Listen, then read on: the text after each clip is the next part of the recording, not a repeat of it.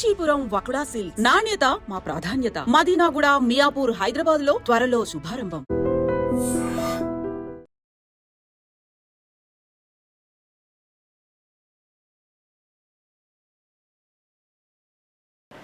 నమస్కారం, welcome to iDream.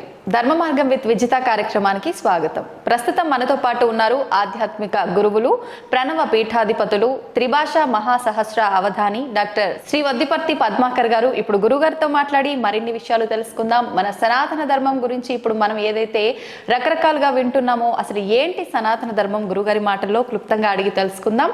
మన నిత్య జీవితంలో మనం రోజువారీ చేసే కార్యక్రమాలు ఏ రకంగా ఉండాలి, మనం మోక్షాన్ని పొందాలన్నా, మంచి మార్గంలో వెళ్ళాలన్నా ఎలాంటి విధి విధానాలు ఆచరించాలో ఇప్పుడు వారితో మాట్లాడి తెలుసుకునే ప్రయత్నం చేద్దాం. నమస్కారం గురుగారు. అయితే గురుగారు, మనం టాపిక్లోకి వెళ్తే ఇప్పుడు భక్తి, మీరు ఇప్పుడు ఇంత ఇష్టంతో పాడారు. నిజంగా భగవంతుని గురించి పూజ చేయాలన్నా, మనం ఆధ్యాత్మికంగా ఆ వేలో వెళ్ళాలన్నా ఇలా పాటలు పాడితే సరిపోతుందా? కొంతమంది మాట్లాడితే సరిపోతుందా? లేదు ఆడంబరంగా పూజలు చేస్తుంటారు, అలా పూజలు చేస్తే సరిపోతుందా? మీరు ఇందాక అన్నారు స్తోత్రాలు ఇలాంటివి అని చెప్పి, అలా చేస్తే సరిపోతుందా? లేదు ఇవన్నీ చేయాల్సిందేనా? ఇందులో ఏదో ఒక్కటి పట్టుకుంటే చాలు. ఒక చిన్న విషయం చెప్పాలి ఇక్కడ. ప్రథమం సర్వశాస్త్రాణం పురాణం బ్రహ్మణా స్మృతం అనంతరంచ వక్త్రేభ్యో వేదాస్తస్య వినిశ్రుతా. ఈ శ్లోకం పద్మపురాణంలో మొదటి సర్గలో, సృష్టిఖండంలో మొదటి సర్గలో 45వ శ్లోకం. ఇదే శ్లోకం యథాతథంగా మళ్ళీ బ్రహ్మపురాణంలో ఉంటుంది. దీనికి అర్థం ఏంటనమాట, ఈ సృష్టిలో మొట్టమొదట బ్రహ్మగారు పురాణములనే స్మరించెను. అనేక శాస్త్రాలు ఉన్నాయి కదా మనకి, పురాణాలు, వేదాలు, ఇతిహాసాలు, స్మృతులు. ఇన్నిటిలో ముందు పురాణాలని తన హృదయంలో స్మరించుకున్నాడు. దాన్ని నారదునికి ఇచ్చాడు. నారదుడు రామాయణాన్ని వాల్మీకి చెప్పాడు, మిగతావన్నీ వ్యాసునికి చెప్పాడు. కాబట్టి వ్యాసుడు రాశాడు. వ్యాసుడు రాయడానికి ముందు బ్రహ్మగారే దీన్ని స్మరించాడు. కానీ బ్రహ్మ నోట్లోంచి ముందు బయటకు వచ్చినవి ఏమిటి? వేదములు బయటకు వచ్చాయి. అందుకని వేదములకేమో ప్రాధాన్యం, రెండు పురాణములు. కాబట్టి వేదములు పురాణములు రెండు పూర్తిగా చదివినవాడు, విన్నవాడే బాగుపడతాడు. ఇవన్నీ ఏం చేశారు? అందరూ చదవలేరు కదా. వేదములు అనంతములు, ఊరికే అందులో 4 భాగాలు ఊరికే బయటికి పెట్టాం తప్ప అసలు వేదములు అనంతావై వేదాహ. ఇక పురాణములు ఎన్నున్నాయో లెక్కలేదు, కోట్ల శ్లోకాలు. ఇక ఉపపురాణాలు, ఈ ఇతిహాసాలు ఇవన్నీ ఎవరు చదవగలరు? వీటి సారాంశముగా వ్యాసుడు ఏమన్నాడు? 9 భక్తి మార్గములను అవలంబించన్నాడు. అంటే నాయన ఇవన్నీ చదవలేరు, ఇన్ని పూజలు, ఇన్ని యజ్ఞాలు చేయలేరురా, భక్తిని పట్టుకోండి. ఆ భక్తి 9 మార్గములలో ఉన్నది. ఆ 9లో ఒకటి ఏమిటనమాట? పురాణములు శ్రవణము, వినడము. భగవంతుని కథలు వినండి. విన్నా మీరు ధరిస్తారు. అన్నీ చేయలేకపోతే ఏం చేయొచ్చు అనమాట? ఏ పద్మాకర్ గారు చెప్పిన పురాణాలు యూట్యూబ్లో ఉంటాయి. మొన్న చెప్పారు ఏకంగా 10,000 గంటల కంటే ఎక్కువ నా పురాణాలు. 10,000 గంటల పద్మాకరని కొట్టేస్తే వచ్చేస్తే వరుసగా మొత్తం 18 పురాణాలు నేను చెప్పాను. పూర్వం చెప్పిన వాళ్ళు యూట్యూబ్ లేవు కనుక లేవు. అంత పూర్వం కూడా పెద్దలు ఎంతో మంది చెప్పుంటారు కదా. కానీ ఇప్పుడు నా అదృష్టవశాత్తు యూట్యూబ్లో నా శిష్యులు పెట్టారు, వాడు గొప్పవాడు. అది మీ అదృష్టం కాదు గురువు గారు, మాలాంటి వాళ్ళ అదృష్టం. అవి ఎల్లకాలం మేము వినగలుగుతాం, ఉండిపోతున్నాయి కదా. ఆ విధంగా బ్రహ్మశ్రీ వద్దిపర్తి పద్మాకర్ అఫీషియల్ ఛానల్ అని పెట్టి అందులో పెట్టారు. కోడే జగదీష్ గారని డెమాయిన్లో ఉంటారు, అయోవా స్టేట్లో. ఆ మహానుభావుడే ఈ ఛానల్ నాది పెట్టి తద్వారా ఇవన్నీ అందులో అప్లోడ్ చేయించారు. శిష్యులందరినీ పెట్టి ఎంతో మందిని అందులో ఇన్వాల్వ్ చేసి. కాబట్టి మొత్తం ఈ పురాణములలో ఎంతో కొంత వినండి. వినడం వల్ల తొందరగా తరిస్తారు. చదవడం కంటే వినడం తేలిక కదా. ఇప్పుడు నేను చెబితే కొంచెం తేలిక అర్థం అవుతుంది కదా ఉన్నంతలో. అందువల్ల శ్రవణం, కీర్తనం అంటే ఇప్పుడు నేను చెప్పినట్టుగా పాడడం, పొగడడం, సంకీర్తనము లేక స్తోత్రాలని నోటితో అనడం కూడా కీర్తనమే. ఇది రెండవది. మూడవది స్మరణం. ఒకటేమో శ్రవణం, 2 కీర్తనం, 3వది విష్ణోహ స్మరణం. స్మరణం ఇందాక చెప్పినట్టుగా రామ, కృష్ణ, గోవింద, వాసుదేవ, నమ శివ ఏదో ఒకటి స్మరించుకో లోపల పైకో.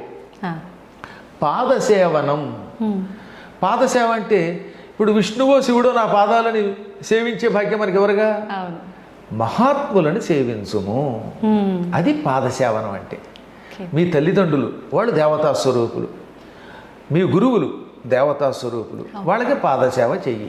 కుంటివాళ్ళు, పాపం గుంటివాళ్ళు, నిజంగా అలా అనకూడదు, దివ్యాంగులని పేరెట్టారు మన ప్రధాని గారు.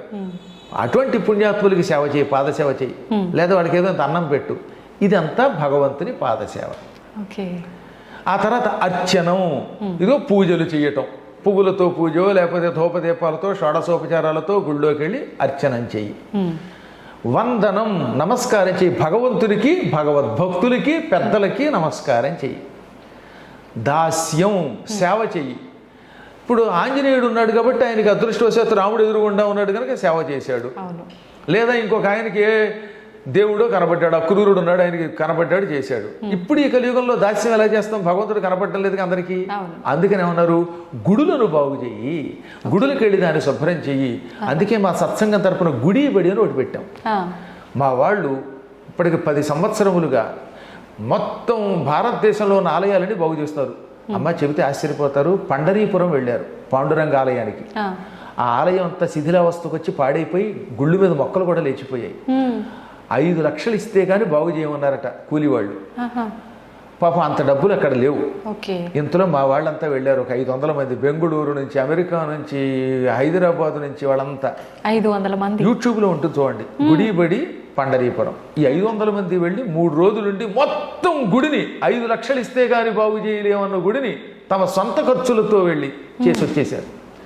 వాళ్ళు మాకు సర్టిఫికేట్ పంపారు, అయ్యా మీ శిష్యులు ఎంత అద్భుతంగా చేశారండి, గుడిని నభూతన భవిష్యత్ అనే రీతిలో తీర్చిదిద్దారని. ఇప్పుడు ఆ గుడికి సేవ చేయటమే భగవంతుడికి దాస్యం. కష్టాల్లో ఎంతో మంది ఉన్నారు, వాళ్ళకి సేవ చేయండి, అది భగవంతుని సేవ. ఆ విధంగా గుడిని వాటిని బాగు చేసి అక్కడ కాసేపు పారాయణ చేస్తే అది పరమాత్మ సేవ అవుతుంది. అది దాస్యం అంటే. ఆ తర్వాత భగవంతుడితో స్నేహం అంటే భగవద్భక్తులతో పురాణములతో స్నేహం చేయండి. ఆత్మ నివేదనం, నిన్ను నువ్వు పరమాత్మకి సమర్పించుకో, నా సమస్తం పరమాత్మది అనుకో.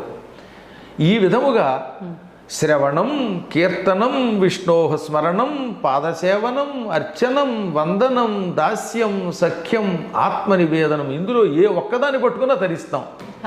9 పట్టుకుంటే ఇక వాడికి తిరుగులేదు. ఇప్పుడు ఈ చెప్పింది ఎవరనున్నారు, ప్రహ్లాదుడు చెప్పాడు వాళ్ళ నాన్నకి. ఇది ప్రహ్లాదుడు చెప్పిన భాగవత శ్లోకం. పోతన గారు అందంగా తెలుగులో ఇంకా బాగా అనువాదం చేశాడు. తను హృద్భాషల సఖ్యమున్, శ్రవణమున్, దాసత్వమున్, వందనార్చనముల్, సేవయు, ఆత్మలో ఎరుకయున్, సంకీర్తనల్ చింతనం వను, ఈ 9 భక్తి మార్గముల సర్వాత్మున్ హరిన్నమ్మి సజ్జనుడై ఉండుట భద్రమంచుతలతున్ సత్యంబు దైత్యోత్తమా. ఎంత చక్కగా చెప్పాడు. కాబట్టి ఇందులో ఒకటి పట్టుకున్నా చాలు. ఓ పరుల కోసం ఆడంబరం అక్కర్లా. ఓ 100 కొబ్బరికాయలు కొట్టేస్తే ఆయన ప్రత్యక్షం కాడు. ఊరికే కేవలం పాలు పోసినంత మాత్రం చేత శివుడు ప్రత్యక్షం కాడు. నిజమైన భక్తితో ఒక్క చుక్క నీళ్లు పోసినా సంతోషిస్తాడు. చిత్రం చెప్పమంటారా? రాజశేఖర చరిత్ర అని ఒక కావ్యం ఉన్నది. రాజ అంటే చంద్రుడు, రాజశేఖరుడు అంటే ఏమిటి, చంద్రశేఖరుడు అనగా శివుడు. ఆ చరిత్రని అష్టదిగ్గజాల్లో శ్రీకృష్ణదేవరాయల ఆస్థాన విద్వాంసులు 8 మంది ఉన్నారు. అష్టదిగ్గజాలు అంటారని విన్నారు కదా. అందులో ఆఖరు ఆయన మాదయ్య గారి మల్లన్న ఆయన రాశాడు. అందులో ఏమన్నాడు తెలుసా, ఒరే ఎందుకురా ఇంత కష్టం, మీరు తరించాలంటే ఓ చిన్న చిట్కా చెబుతానన్నాడు ఆయన. ఏమిటిటది, నీలకంఠుని శిరసుపై నీళ్లు జల్లి పత్తిరిసుమంత ఎవ్వాడు పారవైచు, కామధేనువు వానింటి గాడి పసర మల్ల సురశాకి వానింటి మొల్ల చెట్టు. శివలింగం దగ్గరికి వెళ్ళు, నీలకంఠుడు అంటే శివుడు. ఆ శివుడి దగ్గరికి వెళ్ళి అభిషేకం చేయలేకపోయావు అనుకో. ఇప్పుడు మీరు శివరాత్రికి శ్రీశైలం వెళ్ళారు, ఇంత జనంలో మేము లోపల రాణిస్తారా? అప్పుడు మీకు అభిషేకం చేయాలనిపించింది. ఏం చేస్తారు అప్పుడు? ఇన్ని చుక్కలు నీళ్లు తీసుకుని దూరం నుంచి అలా చల్లండి. ఆయన మీద పడినా పడకపోయినా దూరం నుంచి జల్లితేట ఏది అలా జల్లితే, నాయన నా దగ్గరికి రాలేకపోయావా, కానీ నువ్వు భక్తితో జల్లావు, ఇది నాకు మహన్యాసపూర్వక ఏకాదశి రుద్రాభిషేకం అనుకుంటాట ఆయన. అందుకని నీలకంఠుని శిరసుపై నీళ్లు జల్లి, అందులో భక్తి కూడా లేకపోవచ్చు ఒక్కోసారి, ఏదో దూరంలో ఆత్రంతో అలా జల్లేశారు, అది అభిషేకం అనుకుంటున్నాడు ఆయన. ఇంకా ఆయన మీద 1,00,000 బెల్వార్చనో లేకపోతే కోటి పత్రిలో పూజ చేద్దాం అనుకున్నారు, కానీ కుదరట్లేదు. ఎందుకంటే గుళ్ళోకి వెళ్ళనివ్వడం లేదు కనుక, జనాలు ఎక్కువ ఉన్నారు. అప్పుడు దూరం నుంచి ఒక పత్రి విసిరేయండి. పత్రి సంస్కృతం, తెలుగులో పత్తిరి అది వికృతి అంటారు. ఇక్కడ పత్తిరి అని ఎందుకన్నాడు తెలుసా? నువ్వు మనస్ఫూర్తిగా పూజ చేయలేకపోతున్నావు, విసురుతున్నావు, అందుకని అది వికృతి పూజ. దూరం నుంచి అలా విసిరేయి. విసిరితే ఆయన ఏమనుకుంటాడు, పాపం వాడు భక్తుడే, దగ్గరికి రాలేకపోతున్నాడు జనాలు ఉండడం వల్ల, అయినా విసిరాడు, ఇదే నాకు 1,00,000 బెల్వార్చన అనుకుంటున్నాడు.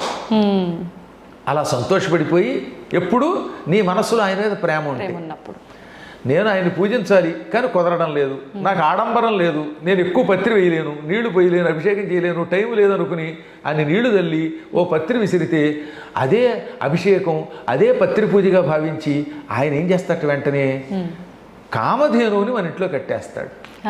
నీళ్లు తల్లినందుకు కామధేనువుని మన ఇంట్లో కట్టాడు. కామధేనువు మన ఇంట్లోకి వస్తే లాభం ఏమిటి? కామధేనువు స్వర్గంలో ఉంటుంది, పాల సముద్రం చిలికితే పుట్టింది, ఆ ఆవు దగ్గరికి వెళ్ళి ఏమడిగితే ఇది ఇస్తుంది. కామధేను లక్షణం ఏమిటి? కోరిన కోరికలు ఇస్తుంది. కామము అంటే కోరిక, కోరినవి ఇస్తుంది కనుక ఆ ధేనువుని, ఆవుని కామధేను అన్నారు. అప్పుడు మీరు ఆ కామధేనువుని ఏది, ఆయనేమో ఇన్ని నీళ్లు తల్లినందుకు కామధేనువు మీ ఇంట్లో పెట్టాడు కనుక, కామధేనువు నేను ఇల్లు కొనుక్కోవాలనుకుంటున్నాను, జూబ్లీ హిల్స్లో ఒక్క అపార్ట్మెంట్ ఒక ఫ్లాట్ ఇప్పించా అంటే ఇచ్చేస్తున్నది, నిజంగా చిత్తశుద్ధితో వేస్తే. ఆ తర్వాత ఏం చేశాడు ఆయన? పత్రి విసిరినందుకు ఇంట్లో కల్పవృక్షాన్ని నాటాట. సురశాఖి అంటే కల్పవృక్షం. అల్ల సురశాఖి ప్రసిద్ధికెక్కిన కల్పవృక్షం వానింటి మొల్ల చెట్టు, మీ ఇంట్లో మొల్ల చెట్టు నాటినట్టుగా ఓ మల్లె చెట్టు నాటినట్లుగా నాటేస్తాడు. ఇప్పుడు కల్పవృక్షం మీ దొడ్లో ఉంటే లాభం ఏమిటి? కల్పవృక్షం కూడా అంతే, ఏదడిగితే దిస్తుంది.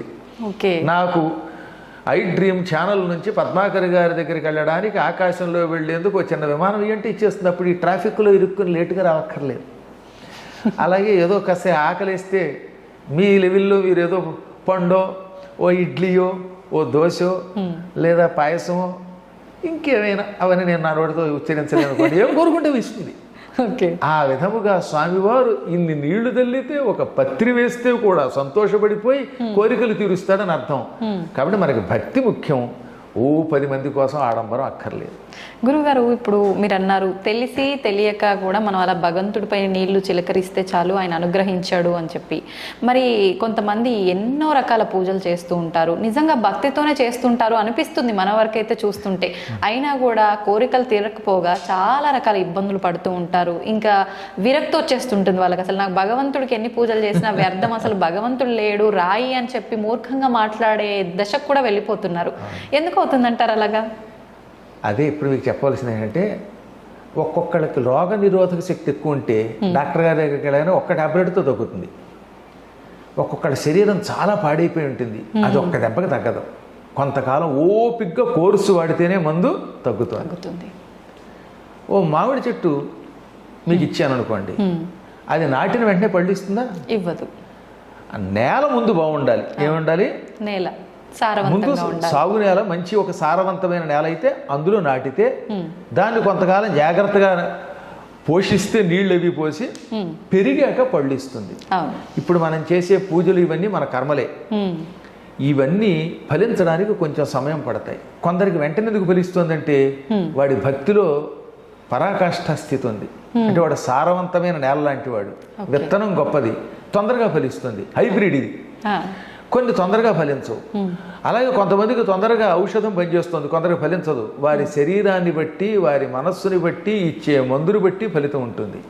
మనం పూర్వజన్మలోనూ ఈ జన్మలోనూ చేసిన కర్మలు తొలగడానికి కొంతమంది ఎక్కువ కాలం ఎదురు చూడాలి, కొంతమందికి తొందరగా ఫలిస్తాయి. అందువల్ల ఓపిగ్గా చెయ్యవలసిందే. ఇప్పుడు మీకు ఉద్యోగం కోసం ప్రయత్నిస్తున్నారండి, ఒక్కొక్కటి ప్రతిభని బట్టి ఏమవుతుంది, ఇమీడియట్గా సెలెక్ట్ అవుతున్నాడు. ఒక్కొక్కడు 5-6 సార్లు పరీక్షలు రాశాక సెలెక్ట్ అవుతాడు. ఒక్కొక్కడు యావజ్జీవితం డిఎస్సి రాసినా సెలెక్ట్ అవడు. కానీ వాడు బతకడానికి ఇంకో ఉద్యోగం చూసుకోవాల్సిందే, తప్పదు.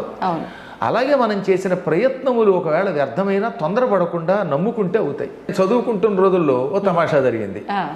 నేను డిఎన్ఆర్ కాలేజీలో డిగ్రీ చదువుతున్నాను భీమవరం వెళ్ళి. ఇంతలో ఒక పల్లెటూరికి వెళ్ళాను అర్ధవరం అని.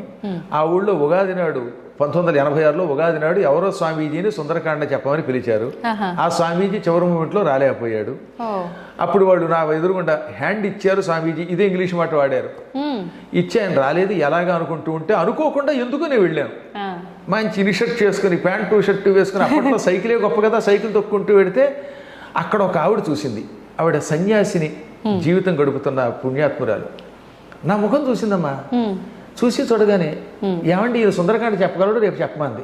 ఆ రోజు అమావాస్య, రేపటి నుంచి ఉగాది, మీరు సుందరకాండ చెప్పండి అంది. నేను ఎవరో తెలియదు. నేను కూడా పోని ఇదేమిటి నేను చెప్పడేమిటి అనకుండా అలాగే అనేసాను. వెంటనే మా నాన్నగారి దగ్గరికి వచ్చాను. నాన్నగారు ఇలా పురాణం చెప్పమంటుంది ఆవిడంటే, ఒరే నీకు ఎలాగో సంస్కృతం బాగా పాండిత్యం ఉంది కదా, హిందీ వచ్చు తెలుగు వచ్చు, ఇవాళ సుందరకాండంలో 2-3 సర్కలు కంఠస్థం చెయ్యి, తాత్పర్యం చెప్పేయి అన్నారు ఆయన. ఒకసారి ఆలోచించండి, సుందరకాండంలో 68 సర్కలు ఉంటాయి, 9 రోజుల్లో కంఠస్థం చేసి చెప్పమన్నారు ఆయన. నేను వెంటనే మొదటి సర్క తీసుకున్నాను. తతో రావణ నేతాయ శత్రుకరిసిన ఏష పదమన్వేష్టుంచారణ చరితేపతి దుష్కరం నిష్పతి ద్వంద్వం చికీర్షం కర్మ వానర సముద్ర శిరోగ్రీవో గవాంపతిరివా బభో. ఇలా శ్లోకాలు ఓసారి చదివితే గుర్తు ఉండిపోయి కంఠస్థం వచ్చేసి, ఓరి బాబు ఎంత జ్ఞాపక శక్తి ఉందన్నమాట అనుకుని మొత్తం ఆ 9 రోజుల్లో కంఠస్థం చేసి పురాణం చెప్పేశాను. అద్భుతంగా వచ్చేసారు ఆ ఊళ్ళో జనాలు, పెద్ద పెద్ద వాళ్ళు. 20 ఏళ్ల కుర్రవాడి పురాణానికి 60 ఏళ్ళు దాటిన వాళ్ళు వచ్చారు. ఇక నాకు బ్రహ్మరథం పట్టేశారు ఆ ఊళ్ళో. ఆ ఊళ్ళో ఎక్కువ రాజులు, క్షత్రియులు. ఇంకా వెనక్కి తిరిగి చూసుకోలేదు ఆనాటి నుంచి ఈనాటి వరకు. కాబట్టి ఎందుకు చెప్తానంటే, అప్పుడు పురాణములు మొదలు పెడితే ఇన్నాళ్ళు పట్టింది కదా నేను పురాణాలు మండపం కట్టడానికి, ఇంకా ప్రయత్నం చేస్తున్నాం. కొంతకాలం పడుతుంది. నా తర్వాత వచ్చిన వాళ్ళు బాగా మీకు వచ్చిన వాళ్ళు లేరేటి. ఇప్పుడు నా తర్వాత చాగంటి కోటేశ్వరరావు గారు నేను వచ్చిన తర్వాత 20 ఏళ్ల తర్వాత వచ్చారు. మా నాన్నగారికి అమరేశ్వర ప్రసాద్ గారు ఒక శిష్యుడు ఉన్నాడు. మా నాన్నగారి దగ్గర సంస్కృతం చదువుకున్నాడు. మా నాన్నగారు 3 ఏళ్ళు ఆయనకి అన్నం పెట్టి పాఠం చెప్పారు. ఆ అమరేశ్వర ప్రసాద్ గారి శిష్యుడు చాగంటి కోటేశ్వరరావు గారు. అంటే నాన్నగారి శిష్యుడు. చూడండి, పూర్వజన్మ సుకృతం అయింది. టక్కున ఆయన వెంటనే జగత్ ప్రసిద్ధికి ఎక్కారు. కాబట్టి ఒక్కొక్కళ్ళకి తొందరగా వస్తుంది, కొందరికి ఆలస్యంగా వస్తుంది. అది వారి వారి యొక్క సుకృతాలను బట్టి ఉంటుంది. అందుకని ఆయన పేరు వచ్చింది నాకు అంత రాలేదని ఏడిస్తే పిచ్చాడు వీడు. అంతే, ఎవరికి ఎంత ఇవ్వాలో పరమాత్మకి తెలుసు. అందువల్ల మనం పూజ చేసినంత మాత్రం చేత వెంటనే ఈ రోజే ఫలించదు.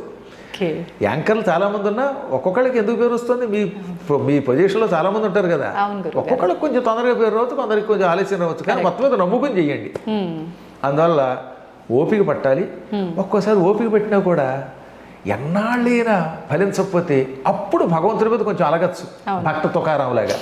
తుకారాంకి మండిపోలేదా, ఉన్నావా అని పాడా, అప్పుడు వస్తాడు దేవుడు. అందువల్ల అప్పుడప్పుడు ఒక్కోసారి వస్తుందండి. భద్రాచలంలో రామదాస్ ఏమన్నాడు, అబ్బబ్బా దెబ్బల కొరవక తిట్టినయ్యా. ఆయన కూడా తిట్టాడు ఒకసారి, ఎవడబ్బా సొమ్మని కులుగులు తిరిగేవు రామచంద్ర అన్నాడు. అంచేత మరీ ఎక్కువ భక్తులు అప్పుడప్పుడు దెప్పుతారు, దెప్పితే వస్తాడు దేవుడు. కానీ ఈలోపు కంగారు పడకుండా మీ పని మీరు చెయ్యండి, ఎప్పుడో ఒకప్పుడు వస్తాయి. మీకు మామిడి పళ్ళ కథ ఒకటి ఉంది కదా, ఓ ముసలాడు మామిడి టెంక నాడాడు. అది మన పురాణం కథ. దాన్ని తెనాలి రామకృష్ణలో పెట్టారు సినిమాలో. అది నిజానికి పురాణ కథే, పద్మ పురాణంలో కథే. ఓ ముసలాయన ఒక టెంకర్ పట్టుకెళ్ళి నాటుతున్నట్ట. ఏది నలుగురు తిరిగేటటువంటి ఒక బాట దగ్గర. ఎంతలో అటుగా పెడుతున్న రాజుగారు చూశారు.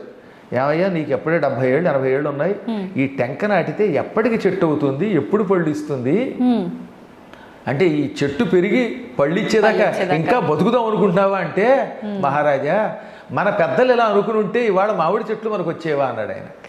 ఇవాళ ఈ టెంక నాటేది నా కోసం కాదు, నా తర్వాత తరాల వాళ్ళ కోసం, వచ్చే జన్మలో నా కోసం పోని.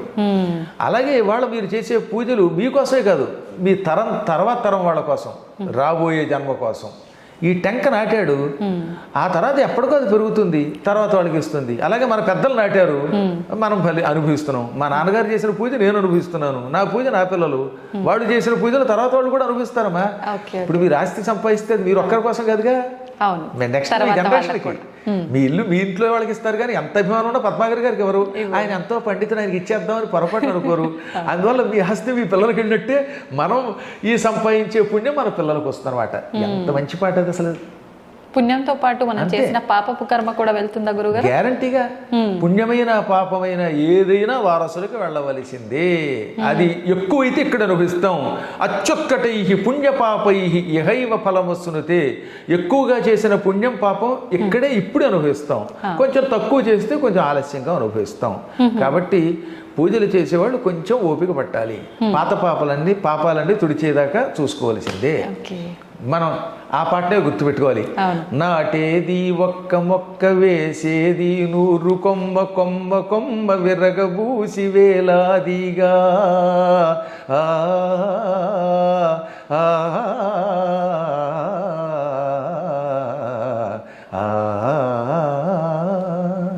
నాటేది ఒక్క మొక్క వేసేది 100 కొమ్మ కొమ్మ కొమ్మ విరగబూసి వేలాదిగా. ఇక కాయాలి బంగారు కాయలు, భోంచెయ్యాలి మీ పిల్లకాయలు. ఎంత అందమైన అర్థం ఉందో అందులో అన్నమాట. అలా చెయ్యమనండి, ఓపిక తెచ్చుకోమనండి. తప్పక పరమాత్మని అనుగ్రహం మాత్రం కలుగుతుంది. చేసినది ఎక్కడికి వెళ్ళదు, ఎప్పుడూ ఒకప్పుడు వస్తుంది. అది పుణ్యమైన పాపమైన వస్తుంది. గురుగారు ఖచ్చితంగా అనుభవించాల్సిందే, తరతరాలుగా అన్నారు. కానీ అనుభవించాలి అని అంటే చాలా మంది అనుకుంటారు ఈ పూజల వల్ల వీటి వల్ల తగ్గించుకోవచ్చు అంటారు. నిజంగా తగ్గించుకునే అవకాశం ఉందా? తప్పించుకునే అవకాశం లేకుండా కర్మలు 3 రకాలు. ఒకటి ప్రారబ్ధం, ఇంకొకటి సంచితము, ఇంకొకటి ఆగామి. సంచితం అంటే పోగేసుకున్నది, పూర్వం ఎప్పుడో చేసాం, అది బ్యాంక్ బ్యాలెన్స్, FD అనమాట, ఫిక్స్డ్ డిపాజిట్. ఓకే. ఇక రెండవది ప్రారబ్ధం, అంటే ఇప్పుడు మనం చేస్తున్నది, అనుభవిస్తున్నది. మీరు ఇడ్లీ కడుపులోకి పంపేశారు, ఆ ఇడ్లీ ఎఫెక్ట్ చూపిస్తుంది. అది మంచి ఇడ్లీ అయితే ఆరోగ్యంగా ఉంటాం. ఏ ఇక్ష్వాకుల కాలం నాటి ఇడ్లీయో పాతకాలం చట్నీయో వేసుకు తింటే వికారం పెడుతుంది. ఈ మధ్యన మాతో ఒక ఆవిడ లంకొచ్చి కాస్త 4 కారపోస్తాను కానీ ఇంటికి వచ్చిన తర్వాత 3 రోజుల పాటు రోజు బాత్రూమే. అంటే మరి తిన్నది కదా, తిన్న ఎఫెక్ట్ పడతారు. అది ప్రారబ్ధం. ప్రారబ్ధం అంటే ఒకసారి నీ శరీరంలో ప్రవేశించేసింది, ఇక అనుభవించాలి, దాన్ని ఎవడ ఏం చేయలేడు. మందు వేసినా కూడా ఆ పూర్తిగా దాన్ని కంట్రోల్ చేయదు, కొంచెం కొంచెం కొంచెం తగ్గిస్తుంది. ముందు మొత్తం మీద చెత్త పోవలసిందే. అంతే. అందువల్ల ప్రారబ్ధ కర్మ అంటే అనుభవించి తీరవలసిన కర్మము. దానికి ఉదాహరణ చెప్పారన్నమాట. తిన్న తిండి ఇంక లోపలికి వెళ్ళాక దాని ప్రభావం ఎలా చూపిస్తుందో అలా చూపిస్తుంది. సంచితం అని ఉంది కదా, పోగేసుకున్నది, అది వదిలించుకోవచ్చు. ఎలా గురుగారు? ఇప్పుడు మీ FD ఉంది, మీకు 10 లక్షలు ఉన్నాయి అనుకుందాం కాసేపు, దేవుడి దేవల్ల. ఆ 10 లక్షలు మీకు నా మీద అభిమానం కలిగితే నాకు ఇచ్చేయచ్చుగా. మీకు పద్మాకర్ గారి మీద అభిమానం కలిగింది, ఆయన ఏదో పురాణ మండపం కడుతున్నాడు, ఆయనకి ఇచ్చేద్దాం అనిపించింది అనుకోండి, ఇచ్చేయచ్చు. ఇవ్వాలనుకుంటే ఇచ్చేస్తే ఇంకా డబ్బు పోయినట్టే. అంటే కంగారు ఏం పడదు, నేనేం మిమ్మల్ని అడగను, మీరు ఇవ్వక్కర్లేదు. కాబట్టి సంచితం వదిలించుకోవచ్చు. ఆగామి అంటే భవిష్యత్తులో చేయబోయే పనులు, ఇవి కూడా మనం అదుపులో పెట్టుకోవచ్చు. మనం కావాలంటే కొన్ని పనులను అదుపులో పెట్టుకోవచ్చు, అవి తొలగించుకోవచ్చు. ఈ సంచితము ఆగామి తొలగించుకోవడానికి అర్చనలు, పూజలు, ప్రయత్నాలు పనికొస్తాయి. ప్రారంధం మాత్రం చచ్చినట్టు అనుభవించాలి. కానీ అక్కడే ఉన్నది. ఎక్కువ భక్తితో భగవంతుడు పట్టుకోవడం ఎటువంటిది అన్నారు అంటే, ఒక అపవిత్ర ఆహారం తిన్నారు, పనికిమాలిన ఆహారం, దాని ఎఫెక్ట్ వల్ల చచ్చిపోకుండా మందు వేసుకుంటే ఏమవుతుంది, కొంత నీరసం వచ్చినా తగ్గుతుంది, ఏదో వాంతులు అయ్యింది, తర్వాత మందు వేస్తే కట్టుబడుతుందా లేదా. అలా ప్రారంధంలో కొంత తగ్గించుకుంటాం. కాబట్టి కర్మలను కూడా మనం భగవదర్చనతో కొంతవరకు నియంత్రిస్తాం, కానీ పూర్తిగా నియంత్రించలేము, ఎంతో కొంత అనుభవించాలి. ఒక్క సద్గురువుల అనుగ్రహం, నిజమైన సద్గురువు నేను చెప్పేది. ఇవాళ అందరూ సద్గురువులు అనుకోండి, ఎవడబడితే వాడు జాయ చక్రాంత కంటే ఎక్కడ కుదురుతుంది. ఇప్పుడు మేము మీకు ఒక మార్గం చూపిస్తాం, కానీ పూర్తిగా మిమ్మల్ని బాగు చేయలేము. కరెక్టే. ఇలాగ మోసం చేస్తున్నారు కొంతమంది. ఎవడికాడే నేనే సద్గురువుని అంటాడు. ఏం సద్గురువు? అసద్దు గురువులు ఇవి. ఇవి ప్రమాదకరమైనవి. గురువు ఒక మార్గం చూపిస్తాడు కానీ సంపూర్ణంగా అనుగ్రహించలేడు. కానీ అరుదుగా కొంతమందిని అనుగ్రహించగలుగుతారు, అందరినీ చేయలేము.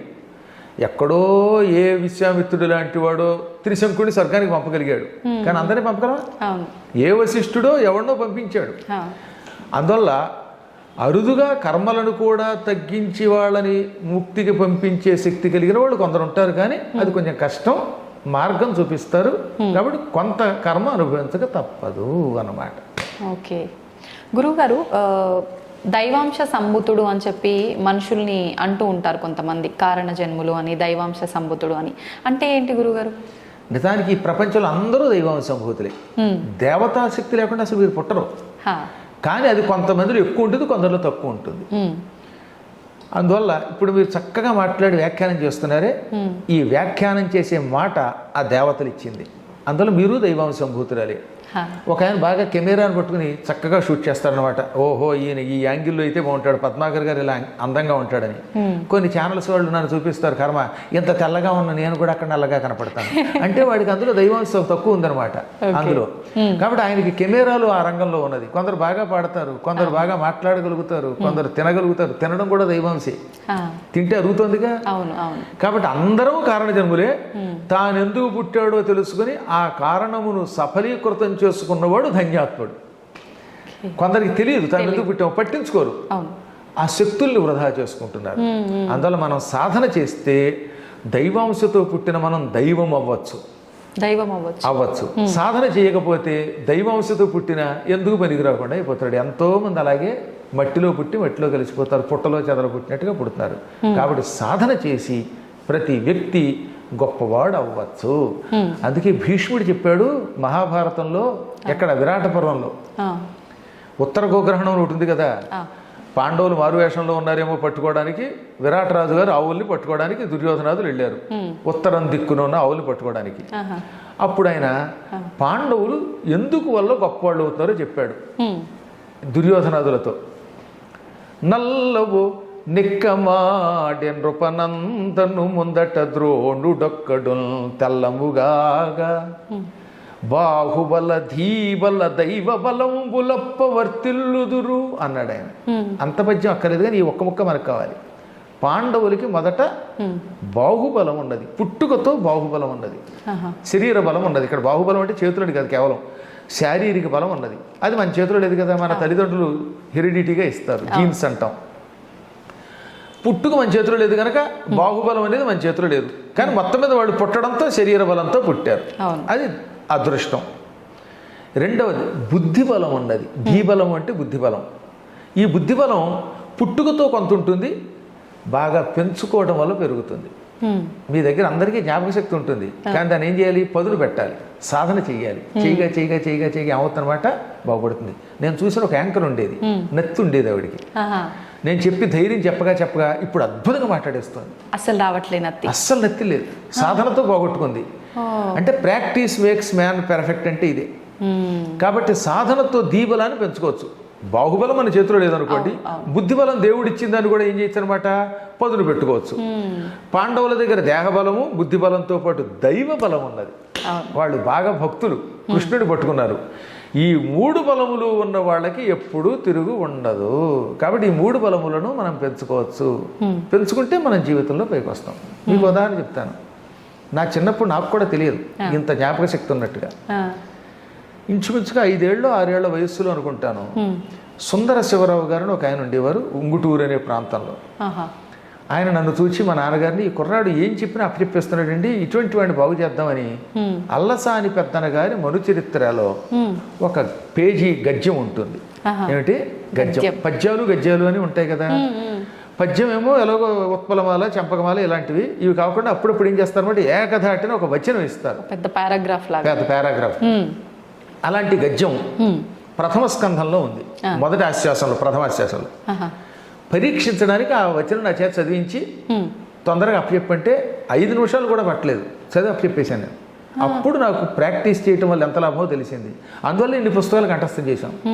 ఓ పెద్ద పేజీ అనమాట. ఓ సిద్ధుడు ఉన్నాడు, ఆ సిద్ధుడు తీర్థయాత్రలు చేశాడు. ఆ ప్రవరుడనే ఆయన, నువ్వు ఏమేమి తిరిగావు అని అడిగితే, నేను ఇవి తిరిగాను మొత్తం ప్రపంచం తిరిగాను అని చెప్పడానికి ఈ గద్యంలో చెప్పాడనమాట. అది ఎట్లుండే వినుము గృహస్థరత్నంబ లంబమాన రవిరథ తురంగ శృంగార చారు చామర ఛట ప్రేక్షణ క్షణోద్గ్రీవ చమర సముదయంబుగు ఉదయంబునంగల విశేషంబులు శేషపడికి నేను లెక్కింప శక్యంబే అంధకరిపు కంధరావాస వాసుకి వియోగ భవ దుర్వ్యథా భోగ భోగిని భోగ భాగ పరివేష్టిత పటీర విటపి వాటిక వేల్లదేలా లతా వలయంబుగు మలయంబునంగల చలువకు విలువయ్యది అకటకట వికట కోట కోటి విటంక శృంగాట గాఢోకమాన జరదిందు బెంబగళదమృత దుర్దిన రాద్రీకృత సల్లకి పల్లవ ప్రభంజన పరాంజన హస్తిహస్తంబుగు మణిప్రస్తరంబుల విశ్రాంతి చింతించిన మేనం పులకలిప్పుడు బొడమెడు స్వస్వ ప్రవర్ధిత వర్ధిష్ణు ధరణీరు హసందోహ దోహద ప్రధాన సమాన ఖేల దైల బిల విలాసిని విలాస వాచాల తులా కోటి కలకలా హూయమాన మానస మదాలస మరాళంబగు రజత శైలంబు నోలంబులం కాలగడు విహార ప్రదేశంబులంగన్న సంస్కృతి క్లేశంబులు వాయవే సతత మద జలశ్రవణ పరాయణైరావణ విషాణ కోటి సముట్టంకిత కటక పరిస్ఫురత్ కురువింద కందళ వ్రాత జాతాలాత శంకాప సర్పదభ్రము భ్రమీ విభ్రమ ధురంధరంబగు మేరుధరాధరంబు శిఖరంబుల సోయగంబులు కలయంగరుంగొరుట బహుజన్మకృత సుకృత పరిపాకంబునంగా కయ్యేల చేకూర నేర్చు నేనిట్టి మహాద్భుతంబులు ఈశ్వరానుగ్రహంబున అల్పకాలంబున కనుంగొంటి ననుటయు ఈషదంకురిత హసనగ్రశిష్టు గండయుగులుండగుతూ ప్రవరుండతనికి ఇట్లనియే. అమ్మో గురుగారు నేనేం మాట్లాడలేను, దండం పెట్టడం తప్ప. ఇదేనా మీరు ఆ రోజున చెప్పింది? 5 ఏళ్ల వయస్సులో కంఠస్థం చేసింది. అమ్మో, అప్పటికా నేను అక్షరాలు కూడా సరిగ్గా రావు. కాబట్టి చెప్పొచ్చేది ఏంటంటే ఇటువంటి గద్యములు ప్రాక్టీస్ చేస్తూ వస్తాయని తెలిసింది కదా. ఓహో జ్ఞాపక శక్తి ఉందనుకుని పురాణములు చదువుతుంటూ వచ్చాయి. అందువల్ల మనందరం కూడా మన శక్తులను అభ్యాసం ద్వారా కొంత పెంచుకోవచ్చును. అభ్యాసం ఎవరినైనా గొప్పవాడిని చేస్తుంది. ఇలాంటి వచనములు మీకు ఓపిక ఉంటే ఒక 200-300 ఒకే రోజు అప్పగలరు. గురుగారు, ఆహారం తినేటప్పుడు ఒకరి కంచాల్లోంచి ఒకరు తీసుకొని తినడము, ఎంగిలి అనేది పనికిరాదు అని చెప్పి అంటుంటారు కదా, అది నిజమైన? అలా తినడం వల్ల దోషం ఏమైనా వస్తుందా? అసలు ముందు అనారోగ్యం కదమ్మా. నా నోట్లో ఉన్న బ్యాక్టీరియా ఏదో భార్యాభర్తలు తీసి పక్కన పెట్టేయండి, వాళ్ళిద్దరికీ తప్పదు కాబట్టి. ఇప్పుడు ఎవడు పడితే వాడు అక్కడ నిలబడిపోయి ఈ కంచంలోంచి అది తీసుకుని ఆ కంచంలోంచి ఇది తీసుకుంటూ ఉంటే, ఇంకా ఈ మధ్యకాలంలో కొన్ని ప్రాంతాల్లో చూస్తే మరీ దరిద్రం. నాకు ఒక వీడియో పంపించాడు మా శిష్యుడు ఒకడు. అందులో ఒక బ్యాచ్ ఉంది. వాళ్ళు కోడికూరో ఏవో వండుకున్నారు, ఎముకలు ఉన్నాయి, వీడు నాకడం అందులో వేయటం, ఇది మళ్ళీ ఆ పులుసులో వేస్తున్నాడు, మళ్ళీ వాడు అందులో వేస్తున్నాడు. ఇలా తింటూ ఉంటే ఈ భయంకరమైన బ్యాక్టీరియా అందులో చేరిపోతుంది కదా. అవి తింటే ముందు అనారోగ్యం కదా, రకరకాల రోగాలు వచ్చి పడిపోతాయి. అసలు ఈ ప్రపంచంలో నోట్లో ఉన్న క్రిములు ఇంకెక్కడ ఉండవు. అందుకే పొద్దున్న సాయంత్రం పళ్ళు తోముకోండి అని ఒక విషయం చెప్పారు. ముఖం అని ఒకటి ఉంటుంది, దాన్ని తోముకోండి ఆయన అని చెప్పారు. నిత్యం 2 పూటలు ఎందుకు స్నానం చేయాలంటే అది మడి ఆచారం కాదు, శరీర శుభ్రత. మన సనాతన ధర్మం ముఖం కడుక్కోండి స్నానం చెయ్యండి అని ఎందుకు చెబుతుందంటే ఆరోగ్యం కోసం. శుభ్రంగా కుంకుడుకాయలు పెట్టుకుని రుద్దుకోండి అన్నారు. ఇప్పుడు కనీసం మంచి సబ్బు పెట్టి తోముకోండి, అప్పుడు ఈ చెమట నుంచి వచ్చే క్రిములు ఒకళ్ళొకళ్ళు చేరకుండా ఉంటాయి.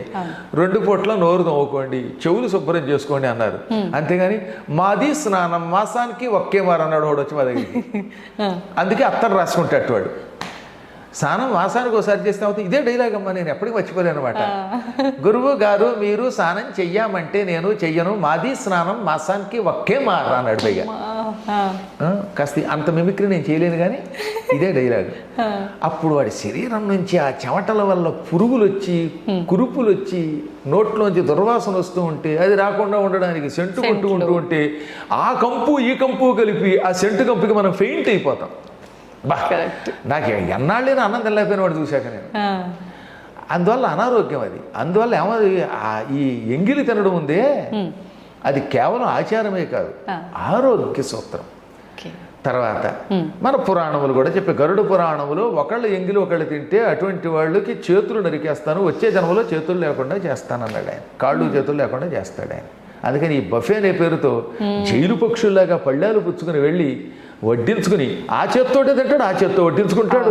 మధ్య మధ్యలో ఏ పులుసు ఉన్నప్పుడు ఆ పులుసు ఇలా కారుతూ ఉంటుంది ఈ మా చేతిలోంచి, ఈ పులుసు ఆ పక్కన సాంబార్లో పడిపోతూ ఉంటుంది మళ్ళీ అందులో, ఇది మళ్ళీ వాడు తినేయడం. అప్పుడు ఏంటిది ఆ దరిద్రం చూస్తూ ఉంటే. అందుకనే మేమంటే నియమనిష్టలు కలిగిన వాళ్ళం కాబట్టి చాలా కాలం నుంచి నేను ఏ పెళ్లిలోనూ తిన్నాం. అమెరికా వెళ్ళినా నా కోసం వండి పెట్టేటటువంటి శిష్యులు ఉన్నారు, లేక నాకు ఒక్కరు నేనే వండుకుంటాను, కానీ ఈ ఆహారం చూడలేకపోతున్నాను. అందువల్ల సాధ్యమైనంత వరకు మన ధర్మాన్ని కాపాడండి. ఈ ఎంగిళ్ళు అవి తినకుండా ఉండండి. ముందు ఏహం తర్వాత పరం 2 వస్తాయి. ముందు శరీరారోగ్యం బాగుంటుంది అనమాట. గురుగారు, ఆహారం అనేది ఆహార ప్రభావం ఒక ఆరోగ్యం పైనే ప్రభావం చూపుతుంది అనుకోవచ్చు, ఆలోచనల పైన కూడా ప్రభావం, ఆలోచన మీద కూడా చూపిస్తుంది. మనం తినే ఆహారాన్ని బట్టే మనకు మార్పులు వచ్చేస్తాయి. అంటే నమ్మినా నమ్మకపోయినా ఒక కథ చెబుతాను నేను. అది కథ కాదు, జరిగిందే. మా తాతగారు ఆయన పేరు భాస్కర్రావు గారు. ఆయనకి ఒక 10,000 ఎకరాల పొలం ఉండేది. ఆ రోజుల్లో వెళ్ళి జమీందారులు ముఖాసోదరులు అంటారు. తూర్పుగోదావరి జిల్లా కాకినాడ దగ్గర రామేశ్వరం అని ఒక పల్లెటూరు. కాకినాడకి ఇంచుమించుగా 10 కిలోమీటర్లే ఉంటుంది అది. ఇప్పటికి కూడా మా ఇంటి పేరు వాళ్ళు అక్కడ చాలా మంది ఉన్నారు. ఇంకా మామూలు జమీందారు కదా ఆయన ఓసారి ఏం చేశారు, ఒక స్వామీజీని భోజనానికి పిలిచారు. మా నాన్నగారు చెప్పిన కథ ఇది అనమాట. ఆ స్వామీజీ ఎక్కడ తినరు, అందుకని ఒక వంట వండి పెట్టారు. ఆవిడ బాగా నియమంతో స్నానం చేసి మడిగట్టుకుని వండుతుంది. ఏమండి ఈవిడ మడిగట్టుకుని వండుతుంది, తింటారా అంటే తింటామండి. గృహస్థాశ్రమంలో అందరి దగ్గర తినగానే ఆవిడ మడిగట్టుకుంటుంది కాబట్టి తింటామని. కానీ ఆవిడ వంట వండి పిలిపించారు, ఆయన కోసం వంటకాలు చేయించారు. మా తాతగారు చాలా నిష్ఠాగరిష్ఠుడు అవడం వల్ల ఆయన పక్కనే కూర్చోబెట్టుకుని స్వామీజీ తిన్నారు. ఆ స్వామీజీ వినోబాభావే ఆశ్రమం నుంచి వచ్చినవాడు. పైగా వినోబావే అనే పేరు విన్నారుగా. ఆయన సేవాగ్రామం అనగా నాగపూర్ దగ్గర ఉంటుంది. అద్భుతమైనటువంటి వ్యక్తి, ఆయన శిష్యుడు పైగా. సరే ఆయన కోసం బంగారపు గిన్నెలో, మా ఇంట్లో అప్పుడు బంగారం వెండేట కంచాల్లో కూడా బంగారపు కంచం అనుకోండి. నేను మా దగ్గరకు వచ్చాక మా నాన్నగారు 1000 ఎకరాలు దానం చేశారు. అందువల్ల 1000 ఎకరాలు కళ్ళారా చూడలేదు. నాకేదో 3.5 ఎకరాల పొలం నేను కొనుక్కున్నదిలేండి నా చిన్నప్పుడు. కానీ కాబట్టి 1000 ఎకరాల పొలం ఎలా ఉంటుందో ఒకసారి నాకు చూడాలని మళ్ళీ. కానీ ఆ రోజుల్లో మా తాతగారి దగ్గర ఉండేది. ఆ బంగారపు గిన్నెలో పాయసం పెట్టారు. అది తిన్నాడండి ఆయన. ఆయన తినగానే ఈ బంగారపు గిన్నె తెలియకుండా కొట్టేసి, అంటే దొంగతనం చేసి జోలిలో పెట్టుకుందాం అనిపించింది ఆయనకి, ఈ స్వామీజీకి. కానీ జ్ఞాని కదా, చిచ్చి ఇదేమిటి, నేనేమిటి బంగారపు గిన్నె దొంగతనం చేయాలనుకోవటం ఏమిటి అనుకుని టక్కన ఆగిపోయి, ఏమండి వంట వండి ఇలా పిలవండి అన్నారు. వంట ఆవిడ వచ్చింది. అమ్మ నేనేమి అన్నం ఆశీర్వదిస్తాను, ఈ పాయసం వండుతున్నప్పుడు ఏమనుకుంటూ వండావు అని అడిగాడు ఆయన. ఆవిడ వెంటనే, ఈ ఇంట్లోకి వచ్చిన దగ్గర నుంచి బంగారపు గిన్నెలు వెండి గిన్నెలు బాగా కనపడ్డాయండి, అందుకని బంగారపు గిన్నె రహస్యంగా పట్టుకుపోదాం, ఒక కంచం పట్టుకుపోదాం. ఇన్ని కంచాల మీద ఆయనకి లెక్క తెలియదు ఈ భాస్కర్రావు గారికి అనుకుంటూ పాయసం వండినంతసేపు ఇదే ఆలోచనతో వండిందిట. బంగారమును దొంగతనం చేద్దాం అనుకుంటూ ఆ పాయసం ఆయన కొట్టించింది. ఇప్పుడు స్వామీజీ ఏమన్నారో తెలుసా, చూసావా నువ్వు ఆ పాయసం వండుతున్నంతసేపు బంగారం దొంగతనం చేద్దాం అని వండడం వల్ల ఆ ఆహారానికి ఆ దొంగ బుద్ధి వచ్చేసింది. అది తినగానే నా వంటి సన్యాసికి కూడా దొంగతనం చేయాలనిపించింది. అందువల్ల ఆహారం వండేటప్పుడు పవిత్రంగా వండాలి. ఆ ఎఫెక్ట్ ఉంటుందమ్మా, ఆలోచన తరంగాలు. ఇది కూడా ఒక సైన్సే, అది తెలియదు. కానీ ఈ నాస్తికులకి, ఈ మూర్ఖులు ఉంటారే, అజ్ఞాన సముద్రులకి, వాళ్ళకి తెలియదు. అది మేమంటే అనుభవించి చెబుతున్నాం. అందువల్ల నేనేమో ఓ పాట రాశాను అప్పట్లో. ఏమని, తింటూ రామయ్యను తినకున్న రామయ్యను తినిపిస్తూ రామయ్యను రామ్ రామ్ రామ్, వండుతూ రామయ్యను వండిస్తూ రామయ్యను వండకున్న రామయ్యను రామ్ రామ్ రామ్, రామ రామ రామ రామ రామ రామ రామ రామ రామ రామ్ రామ్ రామ్. ఇలా ఏ పని చేసినా, తింటున్నా తినిపిస్తున్నా, తినకున్నా, వండుతున్నా వండిస్తున్నా, వండకున్నా, నడుస్తున్నా నడిపించకున్నా, సర్వకాల సర్వావస్థల్లో రామ అనుకుంటే ఈ ఆహారం మీద ఎఫెక్ట్ ఉంటుంది. ఇప్పుడు ఎక్కడో పనికి వాళ్ళ చోట తిన్నాం, ఏ హోటల్లోనో, ఆ హోటల్లో వండుతున్నంతసేపు వాడు పక్క వాడిని పొడి చేద్దాం, లేకపోతే యజమాని గారి దగ్గర డబ్బు దొబ్బేద్దాం అనుకుంటూ వండితే ఈ తిన్నవాడిగా బుద్ధులు వస్తున్నాయి. అందుకే ఎంత మంచి యాంకర్ అయిన మీరు కూడా అక్కడ తినొచ్చి నన్ను ప్రశ్న అడిగితే కత్తితో పద్మాకర్ గారు మిమ్మల్ని పొడి చేస్తానడచ్చు. అదృష్టవశాత్తు మీరు అక్కడ తినకుండా వచ్చారు కాబట్టి మీరు నేను కూడా బతికాం. కాబట్టి ఆహారం మీద ఆ ప్రభావం ఉంటుంది కనుక సరి అయిన వాడు వండాలి. సరి అయిన వాడు వండితే ఏదైనా ఉంటుందండి. శబరి ఉంది, ఆవిడ రామభక్తురాలు, అందుకే ఆవిడ చేతి ఆహారం తిన్నటువంటి వాళ్ళందరికీ రామనామస్మరణ వచ్చింది. అందువల్ల ఎప్పుడు మనం తినే ఆహారం యొక్క ప్రభావం మన ఆలోచనల మీద ఉంటుంది. నిత్యం హింసతో క్రూరమైన ఆహారం తింటున్నారు కాబట్టి గోమాంసం తినేటటువంటి వాళ్ళ యొక్క ఆ వంశాలన్నీ ఆవులు చంపడానికి, హత్యలకి ముందుకు వస్తున్నారు. కారణం అది. అందుకని గోవుని తినద్దన్నారు మన పెద్దలు.